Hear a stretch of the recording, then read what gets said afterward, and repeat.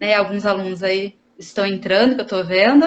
E hoje a gente vai fazer uma exposição sobre esse tema, que vai ser o tema, né, da Semana de Arte e Cultura também, né, do NAC, né, do Núcleo de Arte e Cultura do campus. Então, os loucos anos 20.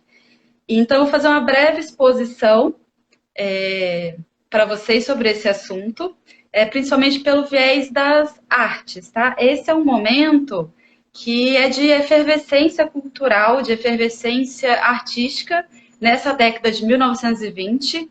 Então, a gente vai ter um período que vai ser conhecido também, né, como os felizes anos 20, como os ferozes anos 20, é conhecido também como um período da era do jazz, né, na música, então vai ficar muito, muito tocada essa questão do jazz, as danças também, né, o Charleston, o cabaré, a vida noturna, é um período de efervescência, de agitação social, e também política e econômica, que eu vou falar para vocês. Então, a gente tem também, na moda, ficando muito conhecido, né? As saias, elas sobem um pouco a sua altura, então as saias ficam mais curtas, e o mais curtas para aquele período de 1920 é até o joelho, então as mulheres já mostram um pouco mais, né, das suas pernas. A gente Já vai foi ter uma um corte de revolução cabelo. isso, né? É, Esse ultrassai um pouquinho já foi uma revolução, até o joelho. exatamente, nossa, super revolucionário. Naquele período, o cabelo curto, né, feminino, a garçonnet, aquele que dá uma puxadinha assim, vai virar moda, né? Faz parte dessa moda também. Então, essas saias mais curtas, esse cabelo a garçonnet, a boina, o chapéu, a maquiagem mais marcada, a cintura do vestido também mais baixa, né? Abaixando aqui do que a gente até usa hoje, muito mais baixo. A gente vai ter uma estilista francesa que vai ficar super reconhecida, até hoje a gente fala dela, que é a Coco Chanel. Ela é desse período de 1920. Ela, nesse período, ela tem uma imagem muito forte, né, uma imagem feminina muito forte, e ela vai trabalhar com essas questões, essas vestimentas que são memórias para a gente hoje, essa moda de 1920. Né? A Coco Chanel vai ficar bem importante, também com o lançamento daquele perfume número 5, Chanel número 5. Então, tudo isso nesse período. Além disso, a gente tem na arquitetura um centro cultural e artística na Alemanha, que se chama Bauhaus. Eu não sei se todo mundo já ouviu falar na Bauhaus, né? Às vezes a gente não estuda muito, o pessoal da arquitetura costuma escutar um pouco mais, mas é bem interessante a formação pedagógica que a Bauhaus vai propor para a arte. Então, ela vai ser influenciada pela arte desse período, mas ela também vai influenciar muito esse período de 1920. Né? Então, ela vai trabalhar com alguns artistas já conhecidos, né? O Kandinsky, o Mondrian, são artistas que vão ser professores dessa escola da Bauhaus, né? Comandado pelo Gropius, lá na Alemanha. E a gente também tem, dentro da arquitetura, um estilo nesse período de 1920, que é o Art Deco. O Art Deco, ele vai ser um estilo que vai comandar os arranha-céus, né? Os arranha-céus de Chicago, de Nova York. Ele vai ficar bem famoso também nesse período de 1920. E é também nesse estilo que é feito o Cristo Redentor no Rio de Janeiro, por exemplo. Então, a gente tem aqui uma espécie, né, desse estilo de Art Deco feita no Brasil, que é icônico, né? O Cristo Redentor. Todo mundo conhece esse aí, né? Nossa, O Cristo então Redentor. o Cristo Redentor é arte déco. É Isso Art quer dizer que Deco. o Cristo de Colatina também, porque eles são bem parecidos, né? Sim, tem aí, tem aí uma influência, certamente, do Cristo carioca, né? Será que quem fez o Cristo Redentor de Colatina pensou nisso tudo? Ah, Vai certamente saber, deu né? uma estudada. Mistérios. Mas, Deu uma estudada nessa estética, certamente, né? A Art Deco, ela vai influenciar essa parte da arquitetura, mas também dessa escultura, né, de grande porte, e também na parte de objetos, na moda, nas pinturas. Então, a Art Deco vai estar muito permeada como estilo de 1920. E a gente também tem ainda nesse período de efervescência, isso que eu só estou falando dessa parte efervescente artística e cultural. O cinema. O cinema é o cinema mudo, que vai estar Charlie Chaplin, com aqueles grandes clássicos, né? A Corrida de Ouro, por exemplo, dele. Então, o cinema mudo vai estar no seu auge mas é também nesse período dos loucos anos 20 que o cinema falado vai iniciar. Então, em 1927, a gente vai ter o cantor de jazz, né, que vai ser o primeiro cinema falado conhecido, e nesse mesmo período o cinema ainda ganha mais um boom, que é a era de Hollywood. Então, a gente tem aí algumas questões dentro do cinema, da arquitetura, do jazz, da moda, da dança, da literatura também, Fabrício. A literatura também, a gente tem algumas obras que são clássicas, são renomadas. A gente tem Ulisses, de James Joyce, por exemplo. A gente tem o Gatsby, de Fitzgerald, também. Então, são obras literárias de referência desse período de 1920. É um período que vocês estão vendo que eu estou falando de várias coisinhas, de uma forma até um pouco agitada, porque é uma época de agitação, né? E que vai mostrar essas questões todas também. Na animação, Mickey Mouse é desse período. O Gato Félix, aquele desenho animado, né, que tem também o cartoon, é desse período também. Então, olha o tanto de coisa dentro da parte artística, da parte cultural, que a gente consegue colocar, né? Então, são muitas questões que esse período da década de 20 vão trabalhar, né, dentro das questões artísticas, culturais, sociais, políticas, econômicas, que a gente vai conversar aqui um pouquinho hoje. Né? A gente também tem, para fechar essa introdução, essa questão da mulher também. Eu já falei da Coco Chanel, então é uma mulher estilista francesa, comandando então um ateliê que vai ser referência para Hollywood. Ela vai vestir as atrizes de Hollywood, por exemplo, onde ela vai ganhar essa fama. E a gente também tem os movimentos sufragistas, né? O direito pela igualdade entre homem e mulher, direito de voto feminino. Então, a mulher vai ganhando mais espaço na sociedade. Ela começa a frequentar os espaços noturnos, ela começa a frequentar esses cabarés, esses cafés, ela começa a fumar, ela pode ir à praia. Então, tudo que a gente imagina que tem de liberdade hoje, no período anterior, há 100 anos atrás, não era bem assim. Então, é importante a gente pontuar essas questões também. É legal que você me fala isso. Eu pensei que a libertação da mulher fosse nos anos 60, mas ela já começou Sim. desde os anos 20, né? Sim, até dos anos 60. Até antes ainda, né? Nos anos 20 a gente consegue ter algumas consolidações, né? A partir dos anos 20. Principalmente essa questão do direito ao voto, né? Então a gente vai ter essas questões bem colocadas. E nos anos 60 a mulher ganha mais espaço ainda. E hoje a gente ainda briga com mais espaço, né? Então é um caminho bem longo, né? Que vem sendo feito. E hoje, para a live, eu pensei em várias questões, né? Vocês viram que eu pontuei tantas coisas, né? Tudo que eu poderia falar de música, né? Com a jazz, poderia falar das danças, né? Aquelas danças agitadinhas, né? Ritmadas. A gente poderia falar sobre o cinema. Então, assim, é um Cada uma mundo dessas coisas de é uma live. nossa, muitos acontecimentos mesmo. Então eu pensei assim, muitos lives, então não dá. Vamos fazer uma live, para mostrar um pouco da visualidade da arte. Então eu pensei em trabalhar hoje questões da pintura, né, dessa estética da pintura, onde a gente vai ter um rompimento, né? Mais consolidado, cada vez mais consolidado nesse período da década de 20, do século 20.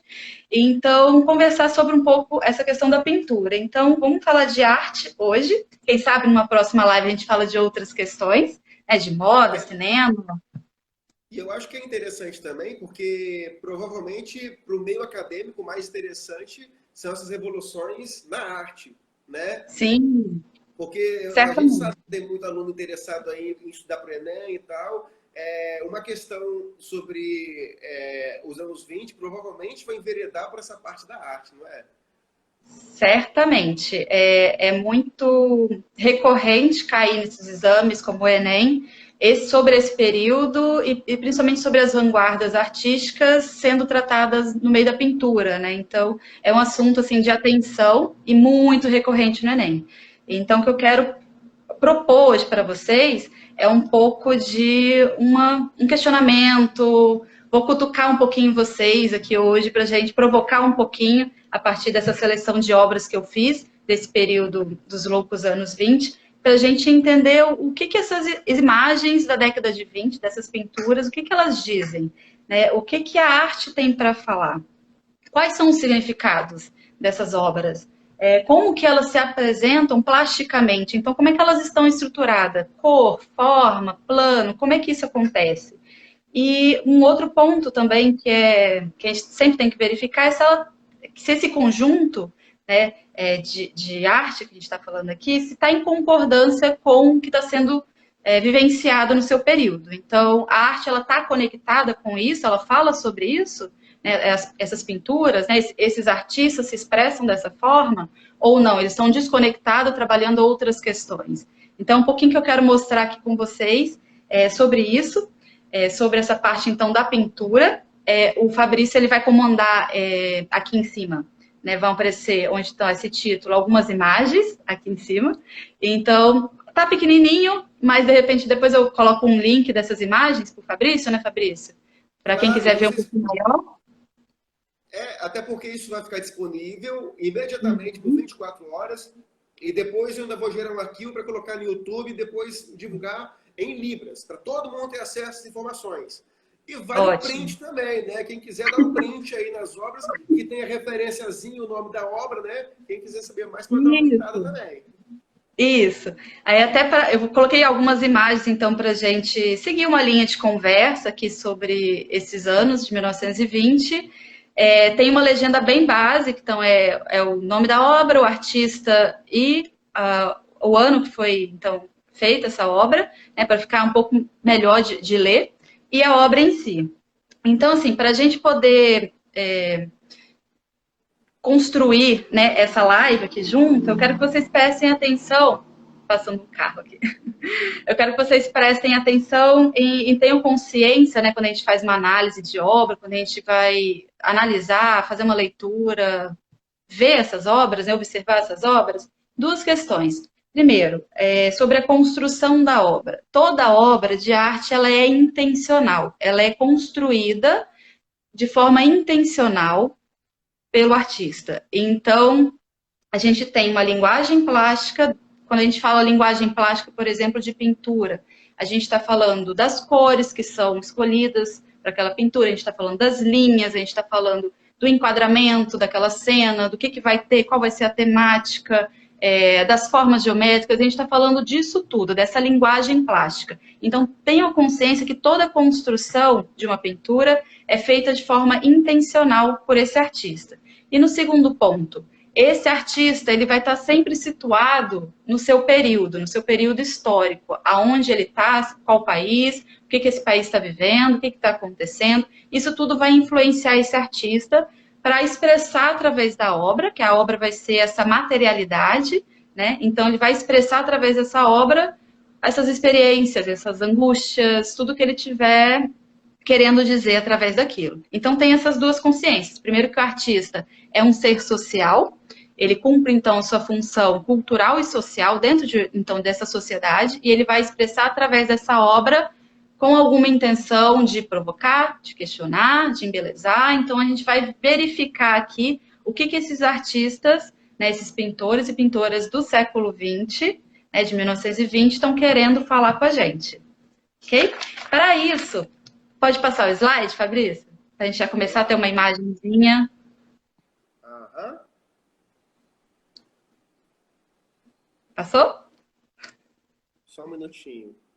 Tá. Enquanto isso, eu vou contextualizando. Foi. Ok, Essa aí, foi. né? Isso, essa mesmo. Vamos lá.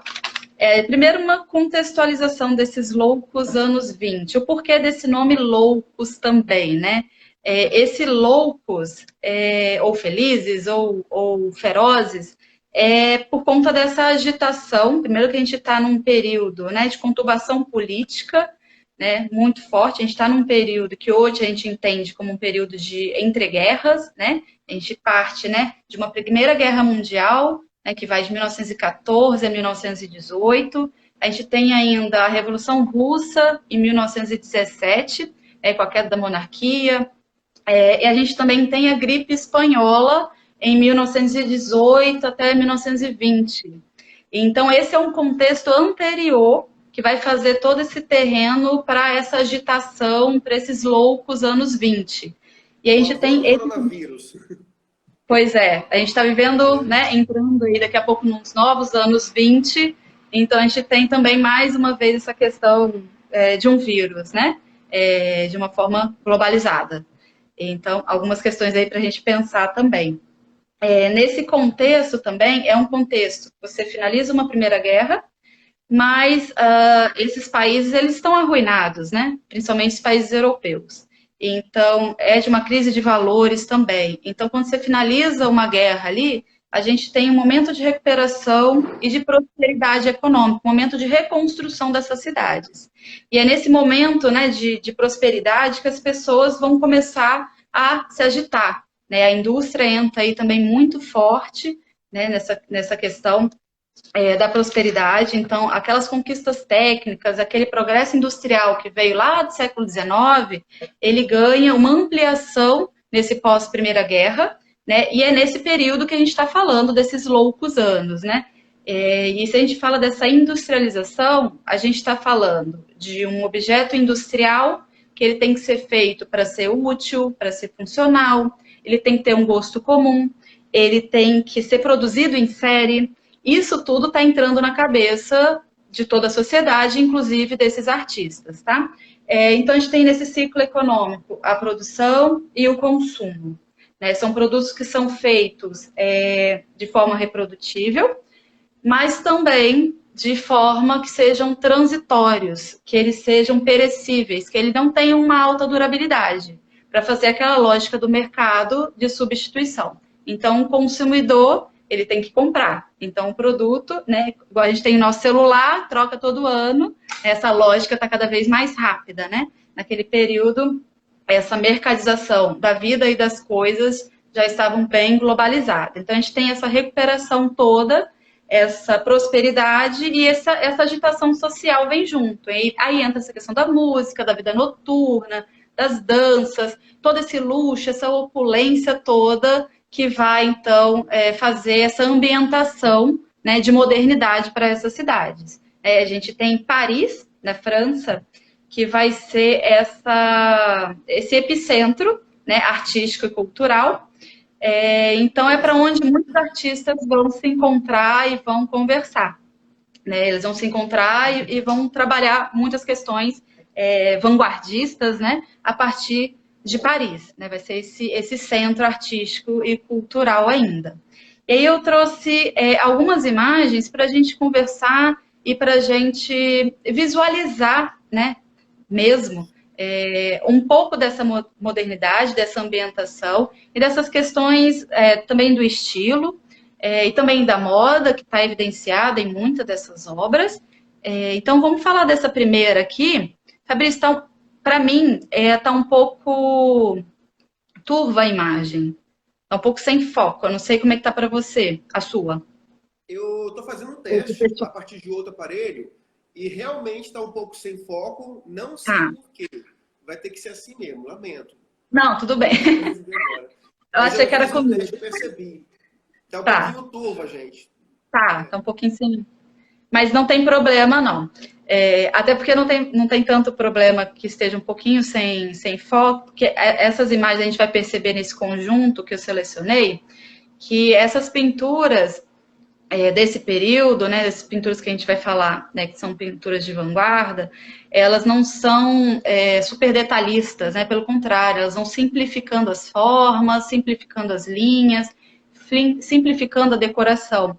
Então, essa pintura de Almada Negreiros é um artista português, ele faz em 1925 esse autorretrato em grupo, então ele se coloca num autorretrato que foi uma pintura encomendada por um café super famoso lá em Lisboa, então quem tiver a oportunidade aí no futuro, né, de visitar Lisboa, o Café A Brasileira, é um café super famoso, está aberto até hoje, e nesse período de 1920 ele bombava, né? Então, a Alma do Negreiros, ele era um dos clientes desse café, era um ponto de encontro dessas pessoas da sociedade, né, dos artistas, dos atores e tudo mais, os poetas, e ele então recebe essa encomenda do café para fazer esse retrato. Então, ele faz esse autorretrato E olha que curioso, ele se coloca nesse autorretrato, ele pinta esse retrato, né, como se estivesse nesse próprio café, nesse café brasileiro, lá de Lisboa,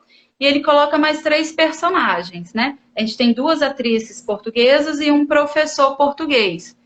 Curiosamente, ele não conhece, não faz parte do seu ciclo de amizade, né? Essas 3 pessoas. Então, são pessoas que ele desconhece, mas ele coloca nessa pintura que são pessoas famosas naquele período para aquela localidade que é Portugal.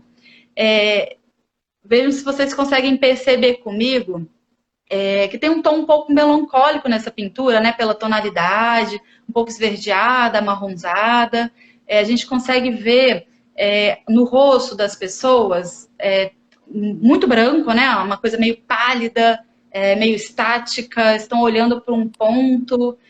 A gente consegue perceber a falta de detalhamento nesse fundo que é feito. A gente tem um fundo, então, só com uma cor, né? Uma coisa, você não tem mais nenhum detalhamento, nenhum quadro pendurado, nenhum detalhamento, ornamentação nesse sentido.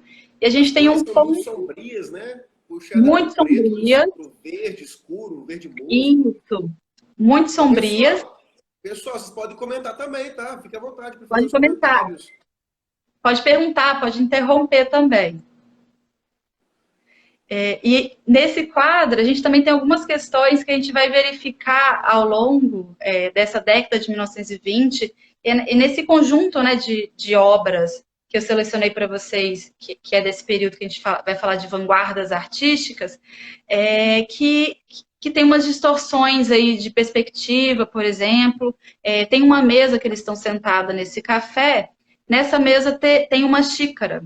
Se a gente olhar bem essa xícara, parece que está caindo. Então, assim, a mesa ela foi desenhada com uma perspectiva totalmente deformada, né? Se a gente for olhar tanto a ambientação quanto a parte da mesa, a colocação das pessoas nessa representação, dá uma tontura até, né? Dá uma agonia. Então, isso foi feito de forma intencional por esse artista, e a gente vai ver essas pequenas intenções de desconstrução de algumas regras da academia de arte. Então, se a gente tem um pouquinho na cabeça, assim, alguns conhecimentos dessas regras acadêmicas que a arte ditava, a gente vai daquela questão da beleza ideal, do uso da perspectiva, luz e sombra, volume, tudo isso para a gente produzir uma obra que imitasse a realidade tal qual ela é. Então, se a gente tem uma série de regras dessas, chega um grupo, vários grupos, né, na verdade, de artistas e começam a questionar isso cada vez mais, isso aqui vai estar exposto em algumas dessas pinturas. Então, Almada Negreiros, ele coloca já algumas questões nesse sentido técnico, né, da pintura, e estilizando também as suas formas, a sua linha. A gente consegue ver isso na representação dos corpos desses personagens, né, nessas cores, que elas não condizem tanto com esse real, nessa palidez gigantesca que a gente tem no rosto dessas atrizes, por exemplo. Então, alguns apontamentos aí para vocês irem guardando nessas várias obras que a gente vai visualizar aqui. Pode passar, Fabrício, na próxima imagem. Aqui uma outra obra, essa obra do Jorge Gross, pessoal. O Jorge Gross é um artista alemão. Essa obra se chama O Eclipse do Sol, ela foi feita em 1926. O Jorge Gross, ele está em sintonia com essas questões, então, vanguardistas da arte. E ele vai trabalhar, além dessas questões técnicas, né, que a gente consegue ver assim, nessa mesa, né, um grupo de pessoas sentadas ao redor de uma mesa, da mesma forma que na anterior, mas a gente também tem uma mesa numa situação que causa uma estranheza, né, essa colocação da perspectiva de uma forma equivocada, esse desenho um pouco caricatura que ele coloca, mas ele tem aqui um ponto para a gente discutir, principalmente, que é essa questão da provocação, da denúncia, da crítica política que ele está fazendo. Então, ele está nesse período de 1920 na Alemanha. E é nesse período de 1920 que a gente vai ter também algumas questões de conturbação política mesmo acontecendo, né, na República de Weimar. Então, ele pinta o general, o presidente dessa república, né, que é esse que está com a vestimenta azul, mais centralizado, na parte superior do quadro. e a gente tem uma pessoa soprando, né, um conselheiro, vocês conseguem perceber do lado direito, esse conselheiro, assim, né? ele tá contando um segredo aí para o general, soprando alguma coisa, aconselhando. Ele tem um chapéu, esse conselheiro, né? E ele carrega uma série de armas também debaixo do braço. Além disso, a gente tem na imagem a figura de 4 pessoas sentadas ao redor da mesa, e essas 4 pessoas que estão aí sentadas ao redor dessa mesa são ministros desse governo. E esses ministros desse governo, percebam que eles estão todos sem cabeça. Então, essa obra do Gross carrega assim, uma série de simbolismos e todas em confluência com essa questão de crítica política, né, desse período, então, que a Alemanha vai passar. Por exemplo, a gente poderia interpretar essa questão desses ministros sem cabeça com a irracionalidade, né, da condução dessa nação. Por exemplo, na discussão, num debate político que eles estariam fazendo nesse momento. E aí o nome da obra, O Eclipse do Sol. Esse eclipse do Sol é feito com o quê? Tem um cifrão, mas é um cifrão de dólar. Então, esse dólar, está aí ele simbolizando esse capitalismo globalizado e que estaria, então, chegando, né, fechando essa luz dessa nação alemã. Então, o Gross ele vai trabalhar diretamente com essas cutucações ao governo, diretamente. Então, a gente já consegue perceber, nesse período de 1920, e nessas obras, né, desses grupos de vanguarda, algumas questões também questionadoras, provocadoras, diretamente críticas, né? Então, é bem interessante como é que a temática também é quebrada daquela noção clássica que a gente teria da arte, né, das questões históricas, mitológicas, dos retratos dos papas, dos reis, da família real e tudo mais, né? Eu achei interessante esse burro que está em destaque, porque quando eu vi a imagem, a primeira coisa que eu vi foi o burro. Ele simboliza a ignorância, assim como aqui no Brasil? Sim. Então, esse burro, a leitura que se faz desse burro, perceba que ele está em cima da mesa, ele está de costas para as pessoas, né, para esse público que está ali gerenciando essa nação, certo? Sim. Ele está com os olhos vendados, o burro, e ele estaria simbolizando, tem um banquinho nessa imagem que tem umas cédulas de votação.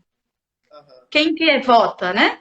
O povo. Então, esse burro é a personificação do povo cego nesse processo, então, eleitoral. Então, ele está simbolizando o povo alemão. Nossa, que situação. Que fase, né? O Grêmio do IFES Montanha tá te mandando abraço, hein? IFES Montanha, que saudade, que bom vê-los aqui. Obrigado por estar por aqui, tá, pessoal? Que bacana. Olha aí, a Mary Rocali traz uma colaboração interessante. Foi aí que surgiu a ideia do voto de cabresto. Olha só, né? Então, uma provocação que o artista vai sobre algo que ele está vivendo. Então, os artistas eles estão ali espertos, eles estão conectados com a sua realidade. E eles vão fazer isso... Eles não têm como fazer isso, Fabrício e pessoal, trazendo todas aquelas questões estilísticas da academia. Então, assim, eles vão romper também muito com essas questões da técnica, da estética acadêmica, para organizar melhor essas ideias, essas temáticas que eles estão querendo retratar agora, nesse momento, né? Então, o Gross é um exemplo dessa provocação política, então, dessa questão desses governos, né? Pode passar o próximo slide, mais uma obra.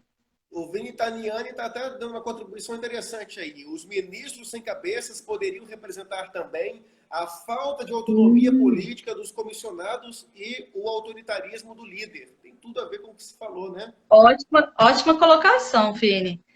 Olha como é que a obra né? O artista faz com uma intenção, mas aí quem observa, de acordo com a sua bagagem cultural também, vai interpretar cada um à sua maneira, né? Então, essa é uma interpretação muito interessante também.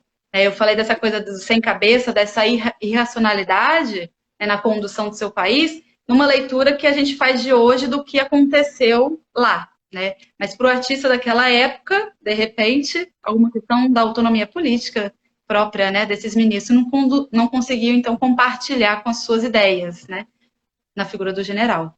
Muito Uma interessante, mensagem, Vi. uma mensagem bem atual. E, pessoal, de vez em quando eu vou ler os comentários de vocês pela seguinte razão. Na hora que a gente salva o arquivo da live, o chat não vai. Então, para que a gente não perca nenhuma informação, né, eu vou ler algumas coisas representando a voz aí do nosso querido público que está participando ativamente. É para passar para o próximo slide? Pode passar mais uma obra. Olha essa obra de Otto Dix, de 1928. Ela vai, chama Metrópolis, e na verdade é um tríptico, né? Uma obra que tem 3 partes. Eu selecionei somente a parte central, até para ficar melhor de visualizar, como na live é um pouco pequeno, né, para a gente visualizar essas obras, mas ele mostra o interior de um cabaré, de uma boate da época. Então a gente consegue visualizar um pouco tanto dessa questão estilística da arte, né? Com essas linhas mais retas, um pouco mais estilizadas, essas curvas, mas também o que estava acontecendo ali naquele período. Então a gente tem um pouco dessa estética da banda, da música, né? A banda de metais. A gente tem a dança muito bem representada por esse casal que está no centro dessa obra. A gente também tem um pouco dessa moda, né? Olha como é que está mais curto, as mulheres estão mostrando um pouco mais, né, de pele. E a gente também tem esse luxo, essa euforia, essa festa toda, essa agitação toda que acontecia nessa sociedade. Então, o Otto Dix ele vai mostrar um pouco nesse painel central, um pouco dessa realidade, dessa modernidade que a gente vai ter. Então, cada artista ele vai questionar, né, vai colocar de alguma forma na sua obra o que ele estava sentindo sobre esse período de 1920. Então, Otto Dix quis representar essa efervescência, então, dessa agitação noturna, né? E, contrapartida, a gente vai ter, né, como quadro anterior de Gross, essa questão política que vai ser bem colocada. Então, várias temáticas aí que são temáticas super interessantes serem analisadas e que também dão uma ambientação, uma contextualização, porque a gente está discutindo que esse período aí é bem curioso, bem importante, né, para a gente compreender que esse período é entre guerras, né? Pode passar, Fabrícia, a próxima. Peraí. Olha só esse retrato dessa jornalista, Silvia von Warden, também do Otto Dix. É um retrato que parece simples se a gente for olhar, mas é um retrato de 1926 que vai retratar muito bem essa representação dessa mulher desse período de 1926. A gente tem a presença, então, feminina de uma mulher trabalhadora, né, uma jornalista. Ela está ambientada onde? Ela está numa espécie de café, em algum restaurante, algum lugar desse sentido. Então, a gente consegue visualizar essa figura feminina sentada numa cadeira. A gente tem uma mesa. Nessa mesa, a gente tem aberta a parte de cigarro, uma caixa de fósforo e a gente tem um drink. Ela está segurando um cigarro. E isso, assim, a mulher fumar naquele período é uma questão libertária também. A mulher estar ali naquele ambiente, né, de um café também é uma questão libertária. Percebam também a vestimenta dessa personagem, né, como é que ela está retratada, e ela está usando um A saia, monóculo assim, também. a saia até o joelho, né? Que é uma grande Até o ousadia para a joelho, época. exatamente, né? A super euforia ali da moda. Esse vestido, dá para perceber também que ele tem um corte reto, que vai ser um corte da moda desse período, né? Esse corte reto, né? E esse vestido um pouco mais curto, né? Então, até o joelho. Pode passar para o próximo slide. Essa obra, né, do Otto Dix é bem interessante. O Otto Dix ele ficou aficionado, né, a história dessa obra por essa jornalista. Aqui eu coloquei a imagem, né, a pintura e uma fotografia da jornalista. Ele ficou aficionado com a imagem dessa jornalista e queria retratá-la de toda forma. Então foi até ela e perguntou se ele podia retratá-la, né, porque ele pensou assim: você é a representação de uma época, né, eu preciso te retratar de toda forma. E ela olhou para ele e disse assim: Fabrício, isso está num texto dela, que ela fez depois que ele morreu, né? Ela escreve assim: você vai querer me retratar, Otto? Mas eu com essas mãos gigantescas que eu tenho, com esse olho esbugalhado, essas pernas magras, isso só vai assustar as pessoas. Então, olha que interessante como é que a gente muda também esse conceito e essa noção de beleza e também esse conceito de que a arte não necessariamente precisa falar de beleza, né? Daquela beleza ideal, daquela beleza clássica que a gente sempre vem trabalhando nas questões renascentistas, neoclássicas ou ainda anteriormente. Então, ele diz assim que Legal que justamente esses aspectos, entre aspas, negativos que ela colocou, é que ele fez questão de deixar bem evidente. Olha a mãozona dela ali aberta, né? super É exatamente isso que gigantesca, ele quer né? mostrar. Exatamente isso que chamou a atenção para ele. Então, o artista, ele também, nesse período, ele está com outro olhar, né? Isso acaba ficando cada vez mais permissível, né? Ter esse outro olhar e poder representar dessa forma, né? Então, ele representa uma época preocupada não com a beleza exterior de uma mulher, mas com a sua condição psicológica. Então, aqui a gente tem essa representação de uma mulher independente, trabalhadora, né? Uma representação de uma mulher que está ali circulando no meio social, que fuma, que utiliza esse corte da época, essa roupa da época mais curta. Então, ela está nesse tom de rebeldia também, né? Junto. Então, ele pinta essa mulher de uma forma representativa demais, né? Então, é muito interessante visualizar na estética e, mais uma vez, observem também essa parte estilística, né, da pintura. Você não tem um fundo trabalhado, não tem aquela ornamentação, aquelas firulas todas barrocas e tudo mais, e não tem isso, vitorianas, a gente não tem. Então, a gente tem uma simplicidade de elementos, a gente tem o alongamento desses corpos, a gente tem uma perspectiva um pouco mais distorcida, então a mesa ela parece que está um pouco mais tombada, né, para mostrar, às vezes, alguma coisa a mais ali que estaria em cima, né, do ponto de vista. Então, você tem uma série de recortes aí. Tem um corte nessa perna dela também, né?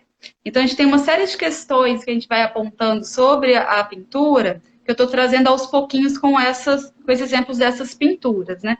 Então, essa imagem dessa mulher é muito significativa para a gente falar também da questão feminina nesse período e na questão da moda, na questão, né, da liberdade, né, que vai entrar também em conjunto com essa questão artística, né? Bem interessante mesmo. A Beth Sandrini, nossa diretora de ensino, até comentou, ele retratou também um estereótipo, né? Certamente, certamente. Certamente ele está retratando. Então, muitos desses artistas estão retratando o que eles viam naquele período, mas de uma forma também de questionar algumas questões, de propor algumas questões. Então, assim, ele poderia ter pintado, feito um retrato dessa jornalista, seguindo as questões do conceito de beleza, as regras da academia. Então, essa pintura teria uma outra forma de organização, né? Outras cores, detalhamentos, ela não teria esse rosto tão pálido, tão magro, tão fantasmagórico, assombroso, um rosto mais chupado, não teria, né, essas mãos, e, com certeza, né, na pintura ele iria reduzir um pouco esses detalhes das mãos, ou não ia colocar essas mãos tão aparentes assim, que chama muita atenção, né? Mas é um ponto para a gente pensar sobre essas questões desses objetos, desses simbolismos também que eles vão colocando nessas pinturas. Então, sempre com alguma intenção de mostrar sobre aquela sociedade moderna que estava ali emergente e super agitada, né? É bem interessante representar essa forma também. Pode passar.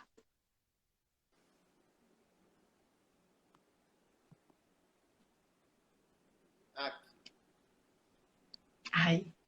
E aí eu trago também nessa linha, né, dessas representações, seguindo esses retratos, a Tarsila do Amaral, que já é uma artista nossa.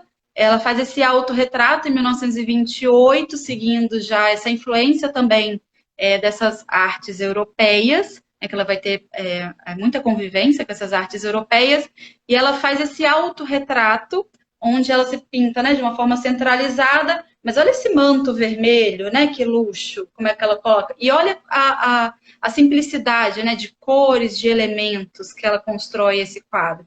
Então, isso tudo são questões estilísticas também, estéticas, plásticas, de escolhas dos artistas desse período. E também na arte brasileira a gente vai ter muito essa confluência, tá? Essas questões, né, que acontecem ali na Europa, nesse modernismo europeu, no modernismo brasileiro, a gente também vai verificar essas questões, né? Então, essa escolha desse fundo azulado, sem nenhuma ornamentação, e essa figura, né, que se aproxima mais da gente, porque ela já está nesse primeiro plano, e aí você não tem mais nada ali te direcionando o olhar, então o seu olho vai direto para essa pessoa, ela fica mais próxima de quem observa. Então, a gente consegue ver todo esse luxo, né, desse manto vermelho, essa cor que também traz muito requinte, né? Esse cabelo espenteado, as sombras, né? Cada olho está pintado com uma sombra de cor diferente. Então, ela traz esse autorretrato, umas questões bem interessantes, né? Que está em concordância com essa arte também na Europa, né? Dessa década de 1920. E parece um grande botão de rosa também, esse manto dela. Sim, parece um grande botão de rosa, assim. Parece. Eu tô aqui viajando a pintura, porque eu achei ela linda. Não, é para viajar mesmo. Ótimo. Pode passar, Fabrício. Vamos lá. Nossa, essa obra é muito linda, bicho. Isso aqui é sensibilidade pura. Amo essa obra. Olha só, gente. Essa obra eu trouxe por algumas questões, né? Primeiro que a gente está falando desse período de 1920, esse recorte que a gente fez dos anos loucos, né? Mas eu quero que vocês entendam que as vanguardas artísticas que a gente está visualizando, todas essas obras que a gente está visualizando fazem parte de alguma vanguarda artística, ok? Mas eu não estou entrando no mérito de cada vanguarda, né? Eu quero que a gente visualize esse conjunto como um todo. Então, a gente tem que entender primeiro que essas vanguardas artísticas, elas se iniciam no início do século XX, elas não começam em 1920, ok? Na década de 20, não. Elas iniciam no início do século XX. Esse é um primeiro ponto. Um segundo ponto também, que toda essa crise artística que a gente vai verificar de uma forma assim, mais intensa com essas vanguardas artísticas, ela vem do século XIX. Né? Então, a gente tem, assim, não tem consenso na história da arte, na verdade, os historiadores se estapeiam por isso, de determinar uma data de quando esse modernismo iniciaria essa crise artística, né? Da arte moderna, desse novo conceito de arte, mas a gente pode colocar ali com algumas discussões do romantismo, algumas discussões que o impressionismo vai fazer ainda no século XIX.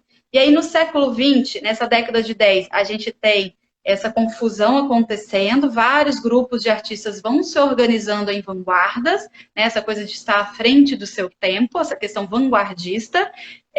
A gente tem o futurismo, a gente tem o dadaísmo, o cubismo, então vários estilos, várias experimentações de formas estéticas, né? E o Duchamp, o Marcel Duchamp, que é um artista francês, ele vai criar uma loucura, né? Uma revolução, de fato, na arte, com a proposição não só dessa A Fonte, mas de outras obras, mas essa é a mais célebre dele, que é de 1917, então é anterior a esses anos 20, mas ela vai possibilitar que a gente visualize muito dessas questões na década de 20, como a gente vai perceber. Então, essa fonte, percebam, nada mais é que um mictório, que é aquele aparelho, né, do banheiro masculino, geralmente, e ele faz o que é esse mictório? Ele coloca numa outra posição esse mictório, ele assina, ele coloca a data dessa realização, 1917, e ele propõe aquilo como arte. O que ele está colocando? O que ele está fazendo?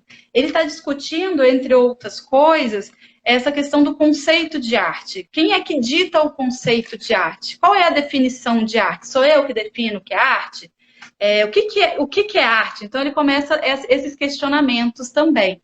Então, esse mictório, né, a fonte, quando ele dá essa autoria, né, ele autentica enquanto artista, né? Eu vou colocar ali R. Mutt. R. Mutt, na verdade, é o fornecedor dessa porcelana, né? Então, é a indústria, né? Então, ele assina como fornecedor, né? Não foi ele que fez essa obra com a mão dele, né?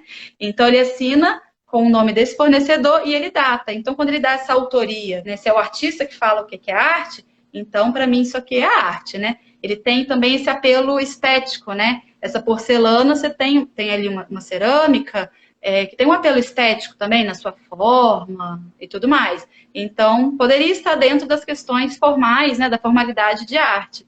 Mas quando ele coloca dentro, né, de uma questão de uma galeria, a galeria não aceita, né? A galeria fica ali confusa. Então, peraí, isso não é arte. Então, a galeria não aceita. Então, a galeria, será que seria o perito de arte? Então, ele causa um ofurô todo nessas questões. E aí ele fala também de questões da indústria, questões, assim, muito amplas que a gente poderia discutir, mas principalmente esse conceito do ready-made que ele vai estabelecer, que vai ser tão importante para a arte moderna e também muito importante para a arte contemporânea, essa arte que a gente vive agora. Então, é a partir desse conceito que Duchamp lança, né, desse objeto manufaturado, distanciado do seu tempo, do seu contexto original, né, com uma proposta, então, artística, né, de que o artista, então, ele não precisa materializar, colocar a mão naquilo ali para chamar aquilo de arte, a arte pode vir de uma questão de uma ideia, né, isso tudo que vai balançar algumas estruturas ainda mais da arte, principalmente em 1920, né, que a gente vai ver isso acontecendo. Então, essa obra anterior, a gente vai ver algumas outras obras que vão conversar também com essa obra de 1917, que é A Fonte, né? Então, ele cumpre algumas dessas questões. E deixa eu perguntar, Ana, o fato de ser um Pode. produto tipicamente industrial, um mictório, também você acha que foi uma crítica à época também, essa provocação de Duchamp? Certamente. Certamente o Duchamp criticava também. Porque ele poderia usar qualquer outro objeto mais simples, até um objeto artesanal. Ele foi pegar um Sim, produto puramente industrial, né, para fazer essa provocação. sim, ele pega um produto que é feito em série, né, um produto industrial que tem a sua funcionalidade, ele tira totalmente a funcionalidade desse objeto quando ele desloca ele para o eixo artístico, né, inclusive, quando ele também não coloca na posição original, isso também já é uma desconstrução que ele vai fazer, né, e ele também está Para questionando essa garantir que questão da ninguém possa indústria. usar mesmo. Vai que, né? É, Então, doido. ele desconstrói também, ele tá criticando essa questão da mercadização das coisas, da vida, dessa serialização, da mercantilização de tudo, né? Ele está questionando também dessa questão da obra ser uma coisa que ninguém pode tocar, da obra ter uma aura, então ele está questionando várias questões, né? E principalmente dessa questão desse objeto, né? Que é uma das questões que a gente vai visualizar. Então, olha como é que os artistas desse período, eles estão críticos, né? Eles estão questionadores a tudo que está acontecendo, né? Pode passar, Fabrício, por favor. Antes de passar, eu só queria retomar essa pergunta do professor Isaías Alves, tudo bom? Que eu acho que tem tudo a ver com o que você falou sobre o que é arte e o que não é. Olha a pergunta dele. A respeito do conceito de arte, gostaria que falasse sobre a intervenção artística. Qual o conceito? Eu posso ir lá e, sem autorização do autor, rabiscar? Isso seria uma intervenção artística? Essas questões da arte, aí já está fugindo para a arte contemporânea, são muito novas, né? A arte contemporânea permite um tanto de coisa. Talvez o Isaías esteja até se referenciando a algumas obras que ocorreram, aquela da banana, que ficou muito famosa um tempo atrás, que chegou um interventor, né? Pegou essa banana, vocês viram sobre essa, né? E comeu aquela banana, que seria a obra do artista, e ganhou muito nome essa obra. Então, é uma obra que está sobre a outra. Aí, sobre isso, a gente tem várias questões de intervenção. Por exemplo, o grafite, né, que é uma arte urbana. Aí já seria um outro caminho. Eu posso falar um pouquinho mais depois dessa apresentação. O que você acha, Fabrício? Que aí eu faço esse Tudo link com bem, a arte sem problema. contemporânea. Mas é Daqui a uma boa pouco você vai. questionamento. Um questionamento. Senão vai se estender um pouquinho mais, né? Sim. Não, tudo bem. Tem uma outra pergunta aí, ó. Essa obra acabou sendo exposta em algum museu ou algo do tipo? Ô Maria Clara, ela foi sim. A Ana falou agora mesmo que ela foi tentada colocar no museu Paris, né? Paris? Não, nos Estados Unidos. Nos O, o Estados do, Unidos. o do E Champ é inicialmente ela francês. foi rejeitada. E Foi inicialmente ela rejeitado. foi rejeitada, tá, Maria Clara? Hoje a gente já está no museu, né? Com forma de expor toda essa história, né? Na verdade. É isso aí. Agora pode passar. E aí a gente começa esse período de 1920 com algumas dessas possibilidades também colocadas, tanto pela questão assim, do cinema, da fotografia, que retira também muitas questões da pintura, né? A pintura agora se sente livre para falar sobre muitas outras coisas, né? Mas também com essas obras, com esses questionamentos de Duchamp, coloca também essas questões. Olha essa obra do Picasso. O Picasso ele segue uma linha cubista, né?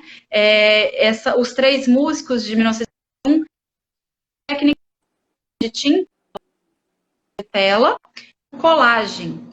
Então ele adiciona algo àquela imagem, aquele plano, né? Que seria aquele plano. Então ele faz uma discussão também com essa questão desse cubismo de Picasso, que é essa questão do quadro, que é quadro, mas ele também é objeto. Então, quando você adiciona uma colagem, que pode ser uma colagem de um objeto também, pode ser uma colagem de um pedaço de jornal, pode ser uma colagem de várias questões aí, de várias coisas. Então, a gente começa até também com essas pinturas. A pintura, é interessante, ela não é feita só de tinta. Então, assim, o que é pintura? Então, tudo entra em redefinição. E nessa década de 20, esse turbilhão de coisa que está acontecendo, nessa loucura toda que está acontecendo, a arte também está se definindo, está se reformulando, está se rediscutindo. O conceito de arte muda, né?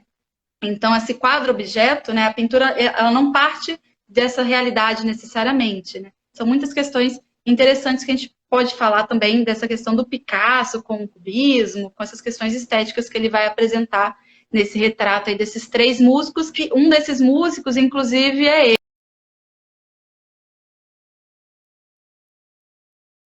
Então, os amantes do Magritte. Então, o Magritte ele vai também discutir essas questões das relações humanas. Então, vai ser mais uma temática levantada pelos artistas, né? E é uma questão que a gente está discutindo também hoje na contemporaneidade. E é com essa questão, então, desses véus, dessas relações, então, humanas. E aí várias interpretações a gente pode ter dessa imagem, né? Cada um pode puxar para um lado. Mas é bem interessante também essa temática das relações humanas sendo colocada nesse período. Então, não só essa questão da crítica política, da denúncia, dessa questão das questões econômicas, dessa ambientação da modernidade nos cabarés, nos cafés, essa presença feminina, mas também essas relações humanas também sendo colocadas aí em xeque, ainda que com esse realismo mágico que o Magritte vai trabalhar, nessa coisa bem real desses personagens que ele coloca de uma forma misteriosa, confusa, né, estranha muitas vezes, que a gente fica se perguntando o que está acontecendo, né? A gente fica olhando e olhando de novo essas imagens, né? E aí, olha na próxima legal, imagem... O Vini está lá dando uma contribuição interessante. Essa obra está bem atemporal com a nossa situação atual. É verdade. Exatamente. Ela rodou muito, né, as redes nesses tempos aí de pandemia, né? Quem aí está com essas relações, né, desse distanciamento social e amorosos nesse caso, um pouco em distanciamento, está vivendo um pouco isso, desse distanciamento aí que a gente vai ter dentro dessas relações. Então, é muito possível de se utilizar essa referência dessa obra para a gente discutir o que a gente está vivendo hoje também. Super atemporal, né? Uma obra quase centenária. Incrível, né? Pode passar para a próxima. O Cosmic está com uma contribuição interessante. Olha lá. Eles estão com os rostos cobertos de maneira semelhante aos condenados à execução logo antes do ato. Acho que essa pode ser outra interpretação. É uma obra aberta, né? É uma obra super aberta. Super aberta. Ótimas interpretações, estou gostando. E olha essa outra obra, quando a gente vai conversando, né? Essas questões que eles começam a trabalhar essas quebras desses paradigmas, eles começam a trabalhar e começam a formalizar, a amadurecer essas quebras, né? Do que era, então, tido como a verdade para a arte, né? Dessa imitação da realidade, daquelas coisas cheias de regras, do conceito de beleza, da perspectiva, de toda aquela colocação, daquela representação, de que a arte tem que ser figurativa e representativa, e a gente vai indo, a gente vai caminhando até um abstracionismo. E a gente tem o Mondrian, que ele vai chegar num abstracionismo geométrico, onde ele vai entender, dentro dessa discussão que ele faz com o neoplasticismo, que é essa vanguarda que ele vai trabalhar, essa liberdade dessa sugestão representativa que a arte deveria ter, que a pintura deveria ter. Então, a gente tem uma redução a planos, a cores e a linhas, o que ele vai entender como os elementos mínimos, né, os mais característicos da pintura. Então, a pintura é feita de quê? Né? A linguagem pictórica é feita de quê? De cor, de linha, de plano. E é isso que ele vai colocar, puramente isso. Ele não quer fazer referência nenhuma à realidade figurativa e ele vai apresentar essas composições. Né? Perceba essas linhas negras ortogonais, ele faz esse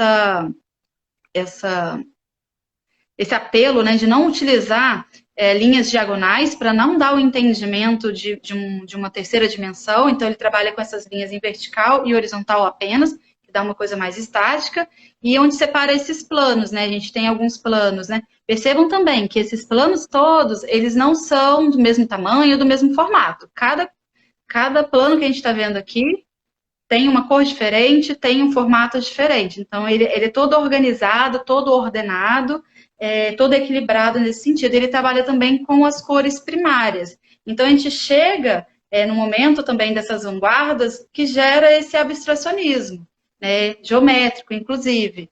Então, assim, distancia totalmente dessa questão, dessa necessidade da arte ser serva da realidade e de trabalhar por encomenda de mecenas e tudo mais. Então, a arte, ela começa a falar de si mesmo.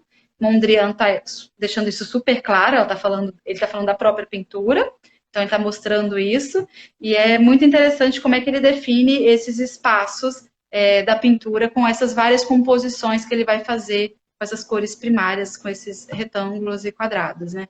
Isso já mais no final da década de 20. Então, assim, essas pinturas que eu mostrei para vocês perceberem a diversidade dessas visualidades. Então, percebam como que existem divergências, né, entre essas vanguardas, existem diálogos, existem influências de umas na outras, e existe essa convivência mútua, né, entre esses artistas, entre essas vanguardas, esses movimentos, esses grupos todos. Então, a gente tem alguns pontos aqui que eu espero ter conseguido passar, dessa liberdade de agradar os mecenas, por exemplo, então, esses patrocinadores de arte, né? Então, o artista, ele pensa por si, então, ele vai se expressar, né, a partir da ideia concebida por ele mesmo, ele vai se afastar dessa pretensão de representar fielmente os objetos, a natureza, e aí nisso ele vai ganhando essa liberdade no uso das cores, da construção das suas figuras, das formas. Então, ele não se deixa limitar pela realidade. E esse vai ser, assim, um ponto onde vai revolucionar, de fato, radicalmente essas modalidades e finalidades da arte. Né? Nesse conjunto também, assim, de efervescência desses vários movimentos que vão acontecendo durante a década de 20. Nesse ponto artístico e cultural que a gente vai ter também na pintura colocada, né?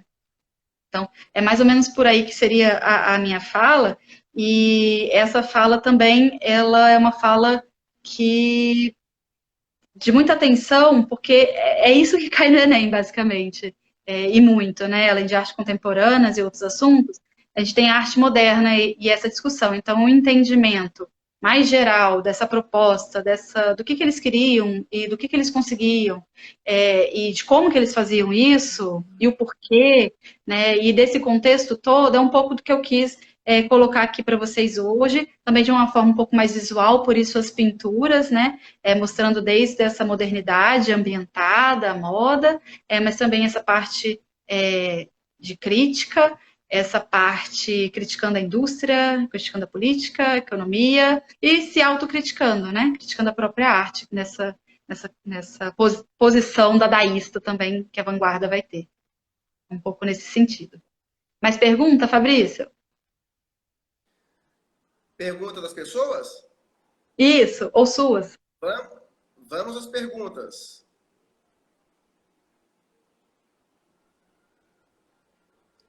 Ana, você poderia falar um pouco da pessoa de Coco Chanel? Pergunta de João Church. Coco Chanel. Coco Chanel, que eu falei no início, ela vai ser, então, essa figura feminina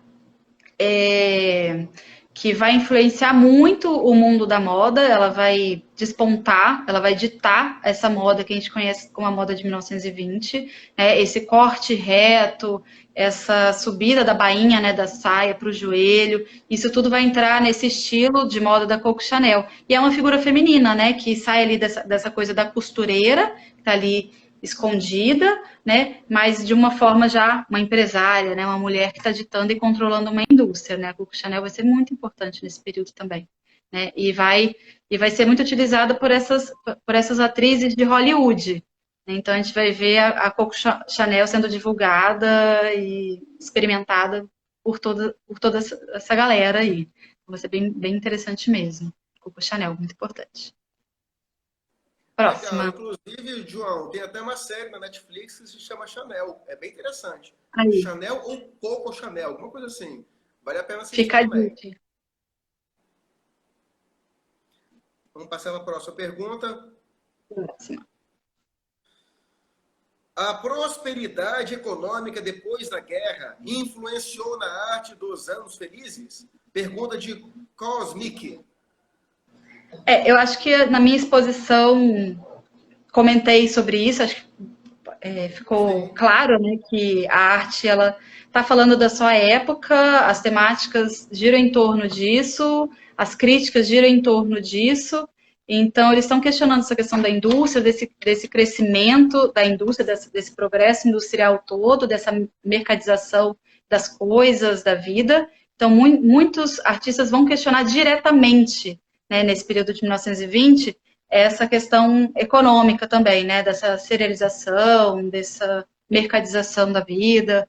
Então, isso vai ser discutido, inclusive, de forma mais direcional. Então, certamente, influencia a arte, não tem como desconectar. A arte, ela faz parte de um contexto político, econômico, social, não tem como desconectar. Ela sempre vai trazer alguma influência do que ela está vivendo, dessas experiências todas. Então, sim.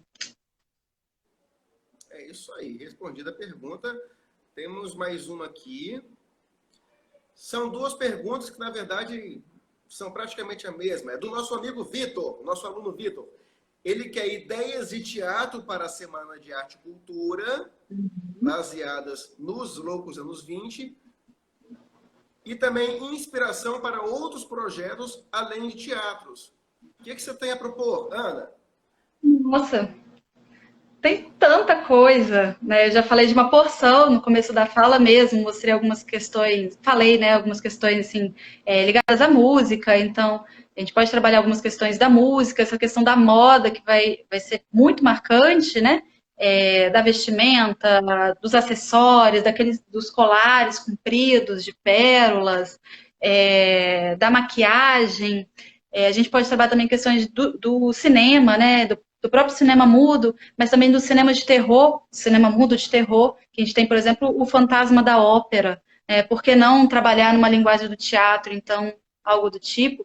Ou pegar alguma literatura da época, né, e trabalhar essas questões, discutir essas questões, trazendo para essa linguagem do teatral. Ou ainda, pensar nessa proposta crítica, que é a arte nesse período, ela está criticando muita coisa que ela está vivendo.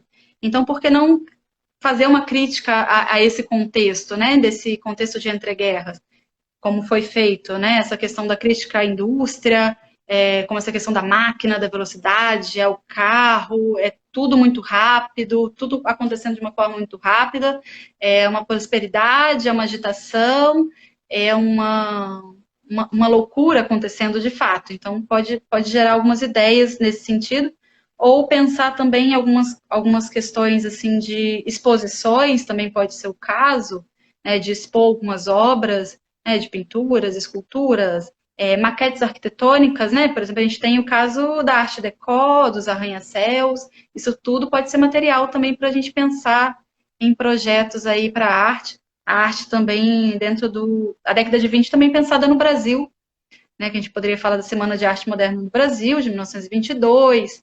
Aí dentro da literatura a gente tem Oswald de Andrade, Mário de Andrade, então o Heitor Lobos também, dentro da música. Então, é Villa-Lobos, muita né? coisa que a gente tem.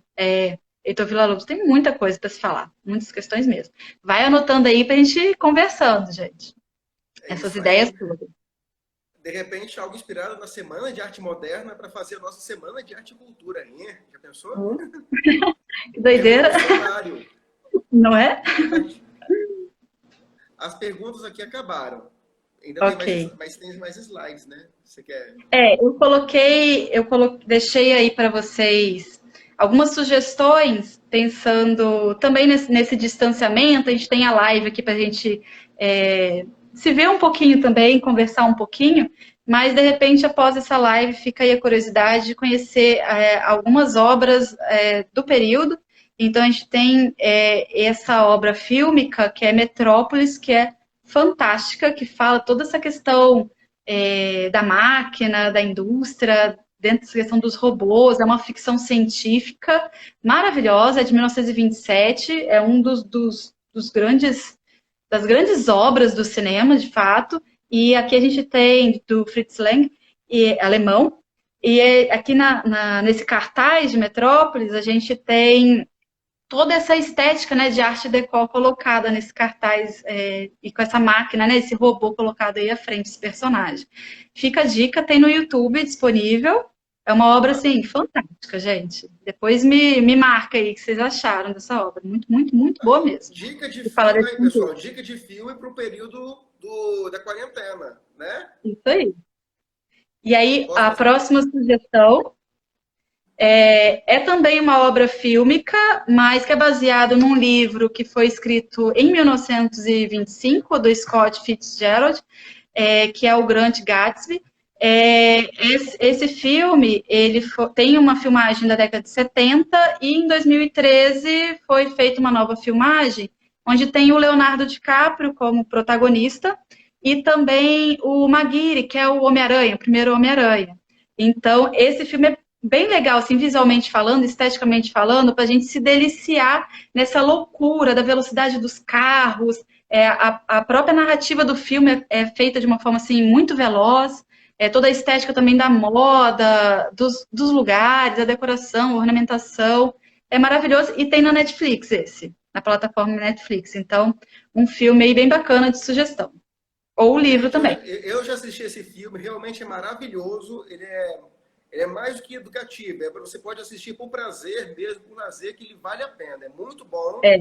E isso tudo que você falou, esse frenesi todo, eu vejo muito nesse filme, que é maravilhoso. Sim. E outra coisa interessante, que tem a refilmagem dos anos 70, né? Sim. E Pode eu fazer uma cheguei conversa, claro. dá para fazer uma comparação, é muito legal a linguagem. E uma curiosidade, é o mesmo diretor do filme Moulin Rouge, que é um filme que todo mundo ama, né?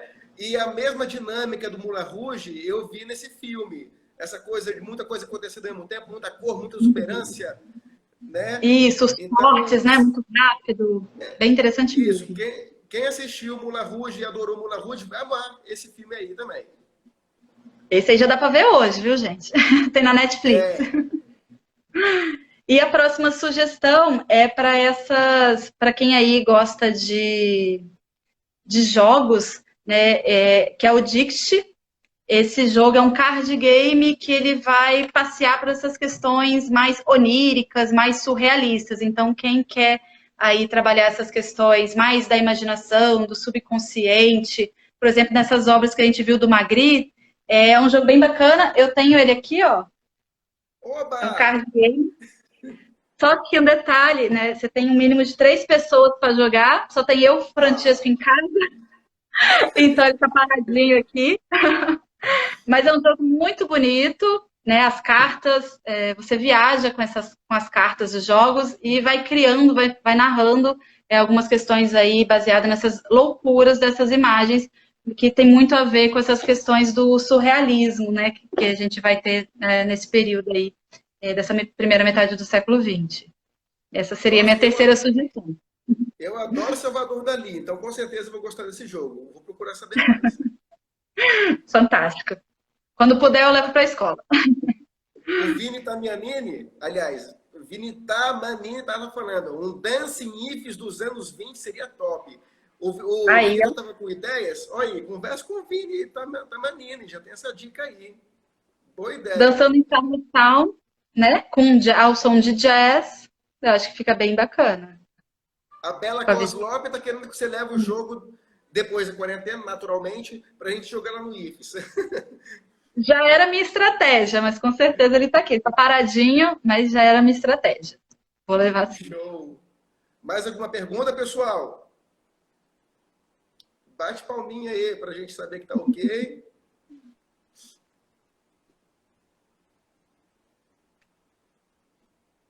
Você gostaria de finalizar, professora Ana? Então, gente, espero que eu tenha conseguido mostrar para vocês, vocês tenham percebido um pouco dessa visualidade, dessa loucura também mostrada, né, materializada nas pinturas desses artistas que eu selecionei, um pouquinho sobre essa modernidade toda vivenciada nesses loucos anos 20, e que disso a gente também caminha por essas sugestões aí desses filmes, desses livros, desses jogos todos, e a gente converse cada vez mais sobre esse período e sempre de uma forma crítica, pensando, né, para pensar também nos nossos tempos aí, de uma forma crítica e de É reflexão. isso aí.